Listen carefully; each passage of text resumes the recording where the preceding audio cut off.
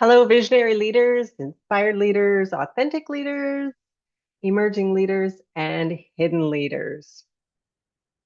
These video teachings are in support of you and your leadership journey as you take your greatness and your gifts out into the world and change the baseline way that leaders are acting, thinking, and showing up in their workplaces and on their teams. So today I am going to challenge everyone to look inward at how the image you have carefully crafted is holding you back and becoming your leadership ceiling. And maybe you don't even realize you've created one. And we're doing this not from a place of judgment, but of curiosity. So, like I shared in the previous teaching, we cannot create new choice for ourselves without awareness first. So that's what we're going to start with, is creating awareness so that we can choose a different way of being should we choose. Because saying we don't have a choice, or there is no choice, or that's not a choice, is also a choice. And that's okay too.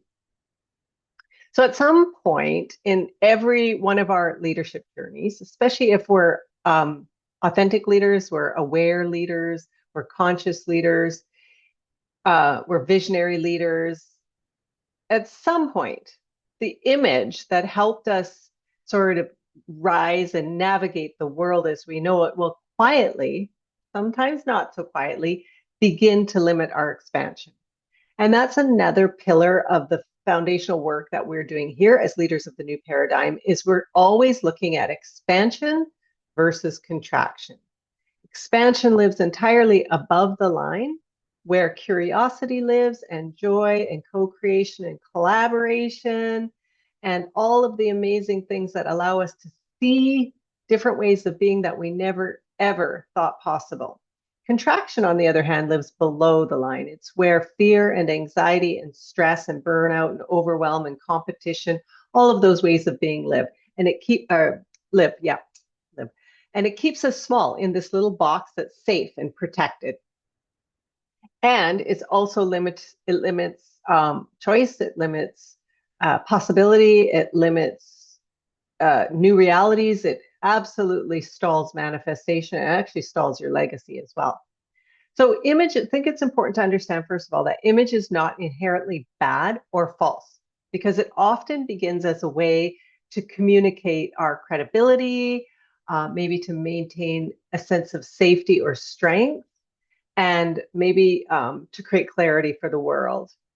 But when maintaining that image becomes more important than expressing what is true, then our growth slows down or it stops entirely.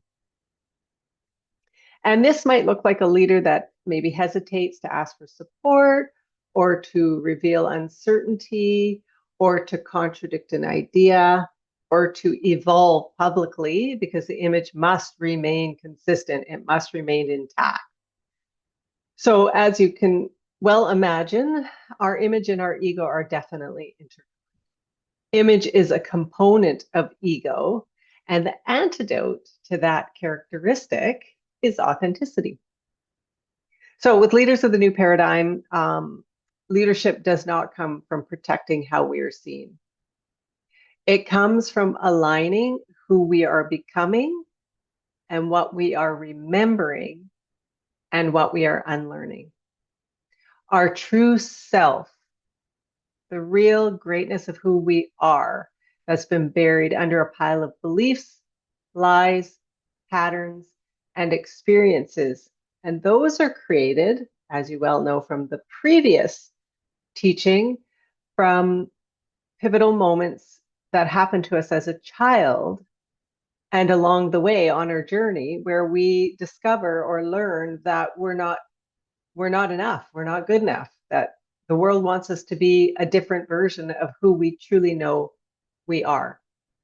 So every powerful visionary leader eventually reaches a moment where they must release the self-imposed pressure to appear XYZ, you can fill in the blank, and instead allow themselves to be seen in motion and in process. The process of authenticity, learning, growing, expanding, refining, unlearning. And part of being an authentic leader, a visionary leader, an inspired leader, a future thinking leader, is to recognize that being in process is what matters, not being perfect. Being perfect will anchor us to immense limitations. So being in process allows us to explore how we want to show up authentically and maybe fail, maybe fall, maybe some people don't like it, and that's okay. Because being in process, it allows us the opportunity to revisit the true beauty of who we were before the world told us otherwise. So, question that would be good to ponder is, where might you be maintaining an image that once served you, but is now quietly asking you to step away from that image and step into presenting your true self to the world? So I've created, in the Shadow Leadership series, I've identified 10 of the most common image styles that leaders hide behind. And of course, the cost, the image, what it looks like. And I'm just going to give you like a brief, I'm just going to, actually, no, I won't even list the 10 of them. What I'm going to do today is just maybe highlight 2 or 3 of the most common ones. And if you'd like to know more, you can always contact me. So probably one of the most common images that a leader might hide behind, this is an unconscious leader, one that does not recognize how they are showing up, and that's the high performance leader. So the image that this leader is creating is one of productivity, immense productivity, high productivity, efficiency. If you want anyone to get it done, give it to so-and-so. The deliverables and the results at any expense. Stoicism, no emotion. They save that for at home in the bottle of wine. Perfectionism, all of those ways of being that allow them to be seen as fully and totally in control and all that have it all together. So what they may be hiding, or are often hiding, is a limiting belief that their self-worth is tied to results, to output, to productivity, to efficiency, to KPIs, to ROIs. And because of that, they have an immense fear of slowing down. What will happen if? There's a lot of anxiety because they have a lot of future thinking, as well as depression because there's a lot of past thinking. I didn't do that good enough. What if I don't do that good enough? So the cost of that image is achievement becomes their identity. So external validation is immensely important to this person. They often normalize anxiety, and they feel at risk of slowing down. Like any form of not doing anything or resting seems like a weakness to this person, because if they are slowing down or resting or not moving fast enough, it's going to come at a cost. With this person, burnout is normal, overwhelm is normal, and self-medicating is normal. Unless this person recognizes that that's how they're showing up, they don't have any choice to change. The second one I'd like to share, I think probably would be the people pleaser leader. That's such a common one. Maybe you are one of them. Maybe I'm speaking to you. This leader is generally extremely approachable, kind to a fault, very easy to work with, always available. Yes, ma'am. That's the yes, ma'am. The first to take responsibility, even if it's not their own. They're the person that's always trying to keep the status quo, calm the waters. They share their energy, their emotion, their time at a cost. And what this type of image is hiding, generally speaking, is a fear of rejection. This person, the idea of rejection just is so painful that they will do anything to avoid any form of rejection or fear of not being liked. They sort of kind of live together in the same sandbox. And this type of person avoids any form of conflict at all costs. And you can imagine what a heavy price that this pays. So this type of leader often trades truth, the honesty, what they actually believe, for harmony, for balance, for simplicity. And that type of way of showing up often comes exactly the same. It comes with burnout, overwhelm, hiding, self-medicating, storytelling that becomes true, and anxiety. And unless the people pleaser understands, realizes, and sees that they are showing up from this leadership image, there's nothing that they can do about it. They will eventually burn out. They will probably leave. They will probably end up on medication. And in general, they will live a very stressful life. Then the third one that I think I'll share with you, it's kind of a fun one, sort of, is the hustle leader. This person, the image that they live behind is they're driven, they're relentless, they're always in motion, they're fearless, and they hop from like idea to idea, often not completing anything. So what they're hiding is they are avoiding the idea of being still. They have an immense discomfort with the idea of being versus doing, and they have a deep fear of failure. So busyness often becomes a buffer against deep truth. They hop from idea to idea and often don't complete the idea or the project before moving on to the next one, because if they keep moving, then they won't fail. So these are just a few of the images that I've identified. There's like the strong one, the visionary, the expert, the disruptor, the low maintenance leader, and every one of them has an image, what they're hiding in, and a cost. So it's really important for us to understand that every image is built around the same core tension. It doesn't matter which one of the images, it's built around the same sort of idea. If I am fully seen, will I still be safe? Will I be valued? Will I be respected? Will I be liked? Will I be included? Will I be rewarded?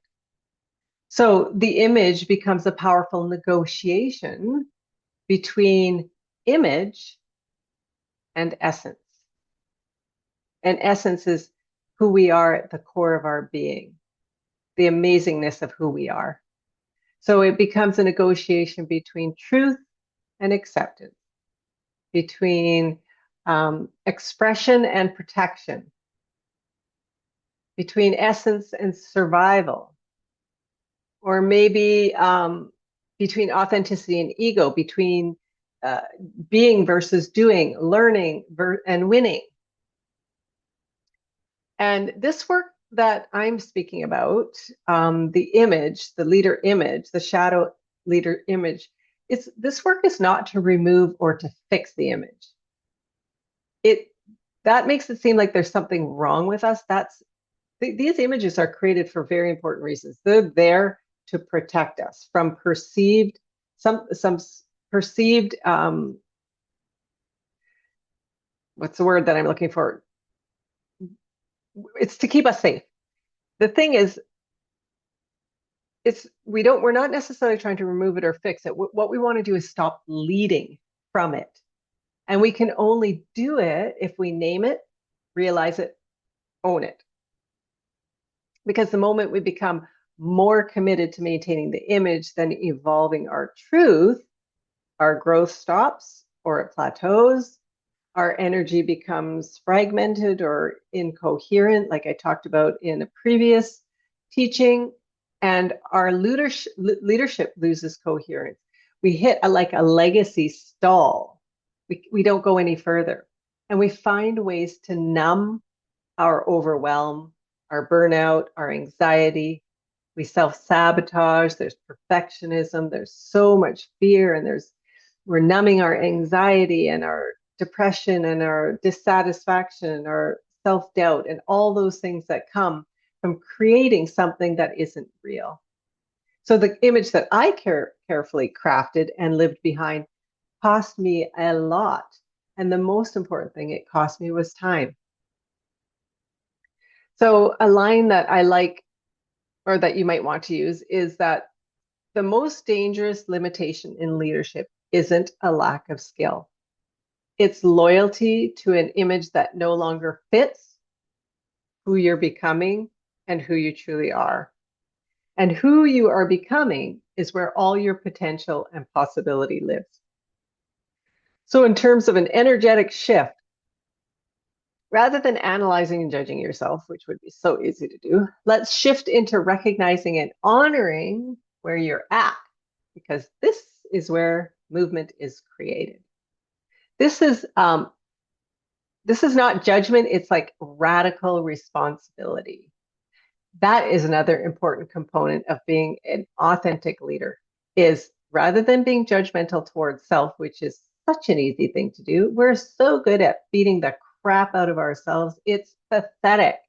What it is, it's a shift from judgment to radical responsibility. It's like saying, yep, I screwed up. I see it. I did it. I own it. I'm going to do my best never to do that again. That's radical responsibility. Or, you know what? I acted like an ass in that meeting. I'm going to own it. Talk to the people. I apologize. I acted like an ass. I don't know why I acted like an ass, but I acted like an ass. That's radical responsibility. That's stepping out of the shadows and owning your greatness, owning your voice, owning your authentic self. So, I'm curious how you can present your true self to the world, like complete with all your fears, your cracks, your bumps, your bruises, all of those things. Because for those of you who are captivated by these types of teachings, you are, without a doubt, a leader of the new paradigm. You are an emerging leader. You may already be a very powerful leader that has always sensed there's got to be a better way to do this. There's got to be a different way of showing up. You guys are the ones that are going to change the baseline way that leaders lead in the future. Might not be this generation, but all it takes is one person to step up and go, I'm going to be that person in this organization.